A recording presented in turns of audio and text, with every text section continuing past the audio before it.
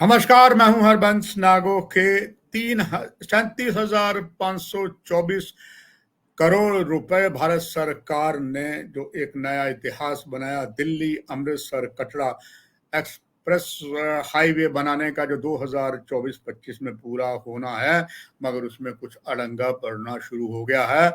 और अड़ंगा भी जो पड़ा है वो डिस्ट्रिक्ट जम्मू के नरवाल क्षेत्र में पड़ा है। आम जनता ये मांग कर रही थी कि ये एक्सप्रेस हाईवे पर जो ब्लाइंड वॉल बनाई गई है ये कतई सही नहीं है। इसमें रोजी रोटी के लिए लाले लोगों को पड़ जाएंगे और इस दीवार को हटाया जाए।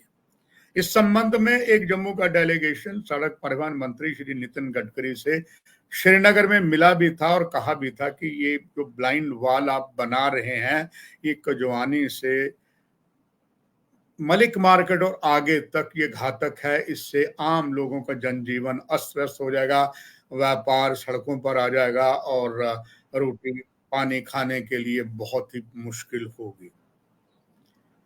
सरकार की तरफ से कोई आश्वासन नहीं दिया गया था। फिर गुस्साए हुए लोगों ने कल भरी गर्मी, जब लगभग 44 डिग्री टेम्परेचर था, कुछ युवा और कुछ भाजपा के नेताओं ने जोरदार विरोध प्रदर्शन किया और वहां जो बन रही ब्लाइंड वॉल थी उसको गिराना शुरू कर दिया और गिरा भी कुछ दिया और जो काम चल रहा था उस काम को भी रोका। इस सारे पस मंजर में मीडिया को पता लग गया, दूर तक खबर चले गई, मगर प्रशासन ज्यादा सक्रिय नहीं हुआ। प्रशासन तब सक्रिय हुआ जैसे सांप चला गया, लकीर पीटने की कहावत को यथार्थ किया। साथ ही साथ वो भी एक सही समय हम मान सकते हैं, क्योंकि अगर पुलिस और थोड़ी देर में पहुंचती तो और भी ज्यादा नुकसान होता। जो करोड़ों रुपए का नुकसान, जैसे आपको बताया 37,524 करोड़ रुपए का प्रोजेक्ट है, 408 किलोमीटर लंबा दिल्ली अमृतसर कटरा हाईवे है। उसमें संभवतः ये पहली बार जम्मू कश्मीर में हुआ कि जबरदस्त विरोध प्रदर्शन हुआ है और जो ब्लाइंड वॉल बनाई जा रही थी उसका कुछ हिस्सा तोड़ दिया गया। और पुलिस ने, सूत्र बताते हैं कि अभी कोई कार्रवाई क्या की है पता नहीं लगा। हमने कोशिश की पता लगे कि क्या कार्रवाई की गई है, कुछ नहीं किया गया। एक तरफ जहां पर सड़क परिवहन मंत्री, उनके विभाग और खास करके नेशनल हाईवे अथॉरिटी जम्मू के खिलाफ जमकर नारेबाजी हुई। कुछ ऐसी बातें हुई हैं जो लगता है कि जम्मू कश्मीर जो भारत का मुकुट है, अब तो धारा 370 हट भी गई है, यहाँ पर दो कानून चल रहे हैं। इसकी चर्चा ने काफी जोर पकड़ा है। गलियारों में चर्चा है, अगर यही विरोध प्रदर्शन कोई जो सत्ता पक्ष नहीं विपक्ष वाले करते, चाहे कांग्रेस चाहे नेशनल कॉन्फ्रेंस या कोई और पीडीपी, तो उन करने वाले पर जबरदस्त कार्रवाई होनी थी। मगर ये जो कानून हाथ में लिया गया गुस्से में, ये भाजपा के वरिष्ठ नेताओं द्वारा लिया गया और पुलिस बाद में आई, पुलिस के साथ भी हाथापाई हुई, मगर आगे क्या हुआ कोई पता नहीं। सवाल ये खड़ा ये होता है, आखिर वो कौन सी वजह थी जिसमें भारतीय जनता पार्टी के पूर्व एमएलसी चौधरी विक्रम रंधावा इतने गुस्से में आ गए और श्री श्याम लंगर जो सफल व्यापारी हैं और भाजपा के प्रमुख नेता भी हैं, दोनों काफी समर्थकों के साथ गुस्से में थे। क्योंकि जब पेट पर अगर आपके लात पड़ती, आपकी रोजी रोटी आम जनता की बंद हो जाती है तो गुस्सा तो आ ही जाता है। और ऐसे भरी प्रचंड गर्मी में श्री श्यामलाल लंगर अस्वस्थ भी हो गए। खैर उन्हें अस्पताल लाया गया, खबर है कल शाम को उन्हें हॉस्पिटल से डिस्चार्ज कर दिया गया।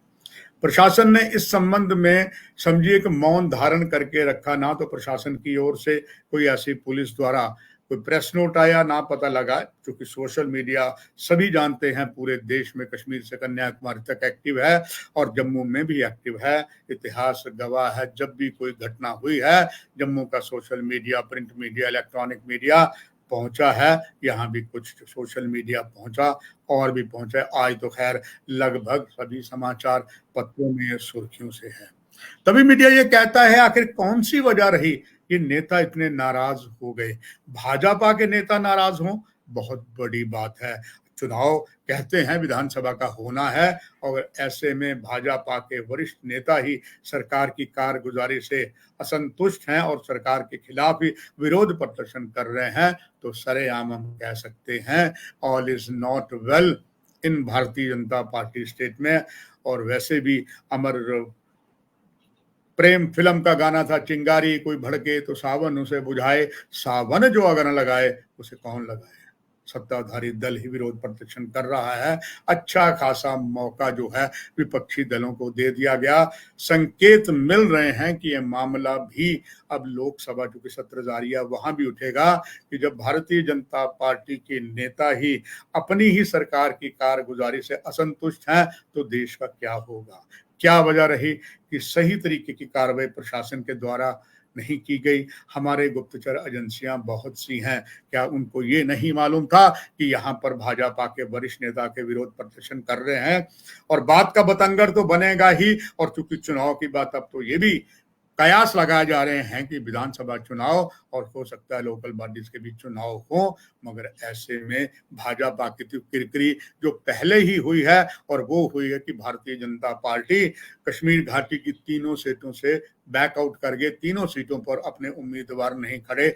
जबकि डंके की चोट पर यह बात थी कि अगर भारतीय जनता पार्टी जो एक नई लोकसभा क्षेत्र बना है जिसमें राजौरी, पुंछ, जम्मू डिवीजन का और दक्षिण कश्मीर के कुछ जिले हैं, यहाँ से अगर भारतीय जनता पार्टी अपने नेता को खड़ा करती, और वो नेता सूत्र बताते हैं एक अच्छा ब्यूरोक्रेट था जिसके दामन में कोई दाग नहीं थे और गुज्जर समुदाय से हैं, इसी क्षेत्र के रहने वाले थे, कहा जाता है उन्हें टिकट दे दी जाती तो निश्चित तौर पर नेशनल कॉन्फ्रेंस का हल वहां न चलता, कमल जरूर खिलता। और यहां से खिला हुआ कमल जो है आने वाले विधानसभा के चुनाव में संभवतः कश्मीर की और 2 सीटों पर भी काफी जगह विधानसभा में फूल खिला सकता था, मगर वैसा भाजपा खुद ही छोड़ गई। और भाजपा ने कुछ और राजनीतिक दलों को समर्थन दिया जिन्हें भारतीय जनता पार्टी की बी टीम कही जाती है। अगर हम बात करें उत्तरी कश्मीर में, जहां पर एक समर्थन जिस पार्टी के एक नेता ने दिया, ये वही नेता था जब विधानसभा का सत्र जम्मू कश्मीर में जारी था, इंजीनियर रशीद जो जेल में है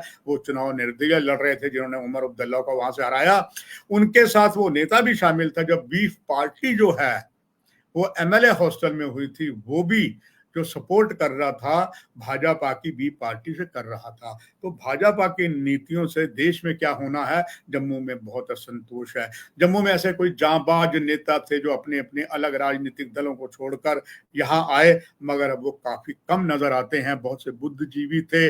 और इसके बाद ये युवा नेता जिन्होंने कल विरोध प्रदर्शन किया, वो केवल वो नहीं, वो तो पूरा एमएलसी हैं। उनके पिता भी एक जाने माने बहुत एक ऐसे नेता थे जिनके दामन में कोई दाग नहीं था, और वो जाट समाज के प्रधान भी रहे हैं। और चौधरी प्यारा सिंह के ही सपुत्र हैं विक्रम चौधरी, जिनके दामन में भी कोई दाग नहीं है। क्योंकि जाट बिल्कुल सीधा होता है और जाट स्पष्ट बात करता है, किसी भी अनदेखी को बर्दाश्त नहीं करता है।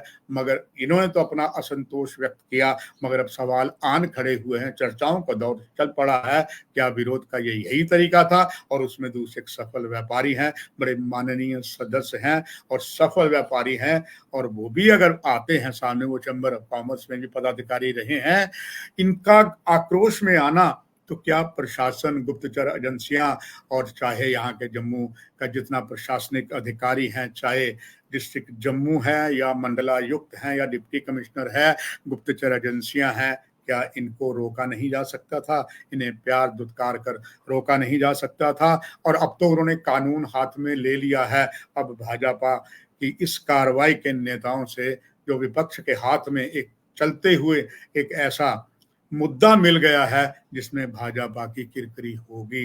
अगर विधानसभा के चुनाव जो कह रहे हैं होते हैं, और अगर ये चुनाव होते हैं, निश्चित तौर पर भाजपा के लिए एक और आन मुश्किल खड़ी होगी। भारतीय जनता पार्टी को जवाब देना पड़ेगा कि 3 लोकसभा की सीटों से आप रणछोड़ क्यों हो गए, तीनों जगह अपने उम्मीदवारों को खड़ा क्यों नहीं किया, और जिनको आप बी पार्टी देते थे उन्होंने कौन सी कारगुजारी की। बहुत सी बातें यहाँ हुई है। यहाँ तक कि जो 2 नेता जम्मू से जीते थे, उनमें जम्मू में वोट ऑफ परसेंटेज भाजपा की कम रही है। बहुत से ऐसे आन सवाल खड़े हुए हैं, खास करके इस विरोध प्रदर्शन के बाद प्रशासन क्या कार्रवाई करती है, ये आने वाला समय बताएगा। ना कहूं से दोस्ती, ना कहूं से बैर की कहावत को पुनः याथार्थ करते हुए ये समक्ष मैंने आपसे सामने ये सब्जेक्ट रखा और जो भी बात होगा हम आप तक पहुंचाते रहेंगे। इस कार्यक्रम की यही समाप्ति। नमस्कार।